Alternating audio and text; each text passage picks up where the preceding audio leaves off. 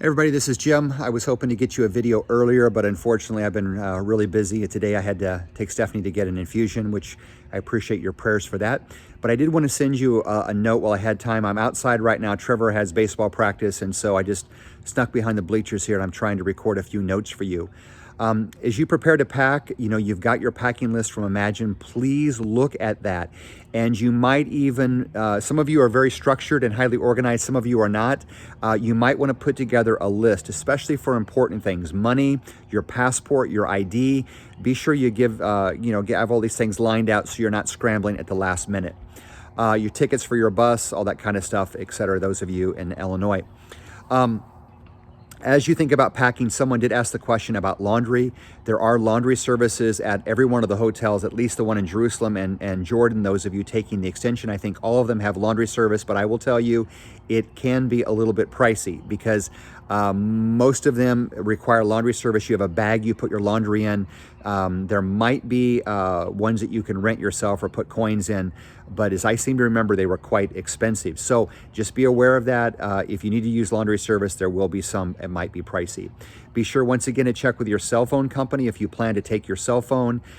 If not, you want to download WhatsApp or something like that, and be sure you test that before you go so your friends and family can communicate with you. Have plenty of chargers. Be sure you have your adapter as well, power adapter. So let me see, what am I forgetting? Oh, okay. Also, as we think about going, I know some of you are reading the Gospel of Mark. We're asking all of you to read that. And if you have time, read all the Gospels, if you can do that. Also, some of you are reading other books as background and preparation. But I want you to know that as we go there, we're going to use some language, and that language is going to be intentional. And three words you're going to get very familiar with are the words provable, the words probable, and the word possible. Now, the reason we use these words are not just not flippantly, because as we go there, there's going to be some sites we're going to see, and you're going to hear us use the word, this is provable. For example, there was no historical evidence outside of the Bible that Pontius Pilate ever lived as a person. But in, I think it was 1967 or 1969, they found a cornerstone in Caesarea, which is one of the towns we're going to visit, that was dedicated to Pontius Pilate. And so we're going to say, this is provable. We have this cornerstone. We now know Pontius Pilate, even though the Bible is enough for most of us, we now have proof that he existed. Other places we're going to say it's probable that this happened. For example, we're going to go to a synagogue that dates to the time of Jesus in a small town, a fishing village called Magdala.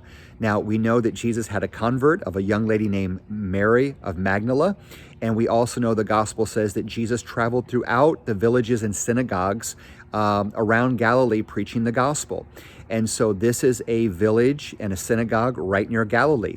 Now, up until, 50 some years ago, there were no synagogues discovered around Galilee. And there were some people who said, you know what, this is a myth because there are no synagogues outside of Jerusalem. We now have proof that there are synagogues, and it's quite probable that we're going to be at a location where Jesus actually stood and where Jesus would have taught at 2,000 years ago. So we can't prove Jesus was in that synagogue, but it is quite probable.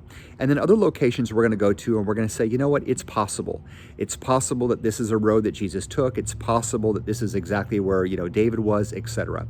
But as you read the Gospels, you think about questions. As we teach over there, as I do devotions, as our guide teaches us, understand that we're going to use these words, provable, probable, and possible, and they're not used flippantly. One final word, and that has to do with the flight tickets. This is very, very important.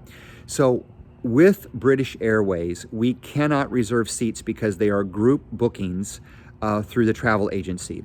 So the only way we can get your tickets reserved is you have to do that at the window at British Airways when you check in your luggage. Now, this is not uncommon. I've taken mission trips with groups and we've had to do the same thing.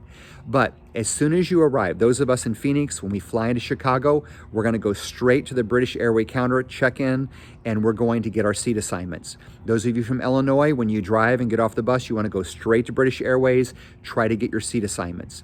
Now, if you're with somebody, if you're married, if you have a friend that you want to sit next to, you need to check in your stuff together. If you go to the ticket counter together, check in your luggage together, and say we want to sit together, 9 times out of 10, unless the plane is absolutely booked, they will put you right next to each other. Also, It is possible, and it's actually probable, that sometimes they have seats reserved that you can pay to upgrade to. So most airlines now, you buy basic tickets and then you choose your seats, and for an extra $20, an extra $49, you can upgrade to, it used to be, you could have exit row seats. Now they charge extra money for those seats because you have more leg room. So you can say, do you have any seat upgrades? Now, you cannot do that in advance, and we could not do that through Imagine because these are group tickets. But when you get there, be sure to ask the question. If that's important to you, if you need more leg room, if you want to upgrade, sometimes you can actually do that at the counter. So please be aware of that with your seat assignments. And that's about all I've got for you right now. Please know I'm praying for you. I'm getting excited. I think all of you are getting excited. It's hard to believe it's less than a week away, but it's going to be a great trip. And my prayer is that God provides for all of you, your jobs, your finances, your health.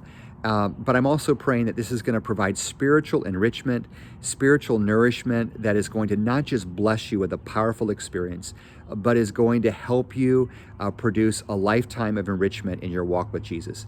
So I can't wait to see all of you, and we will be there before you know it. Keep praying for everyone else on the trip, and let's look forward to a great, great time together. Thanks for your time, and God bless you.